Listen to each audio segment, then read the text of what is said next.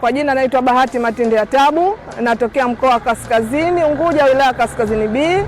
Maendeleo ya Dr. Mwinyi ninayojivunia ni mengi. Kwanza nashukuru katujengea maskuli mengi, maskuli ya ghorofa kila wilaya. Isitoshe kuna hospitali kila wilaya ametuwekea hospitali. Barabara ziko nyingi za ndani pia kajenga. Kwa kweli tunajivunia mambo mengi kama kijana. Kura yangu mwaka 2020 imetendewa haki na ninamuomba Mwenyezi Mungu anijalie tarehe 29 niwe hai nipige tena. Nategemea tutapata maendeleo yatapita haya tulokuwa tunayo.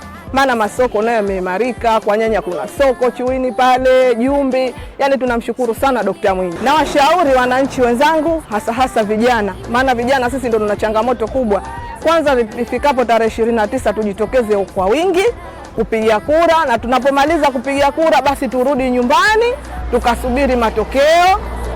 Na nachowasihi wasipoteze kura yao, kura zao wazipeleke kwa Dr. Hussein Ali Hassan Mwinyi. Tuilinde amani kwa maendeleo ya Zanzibar yetu.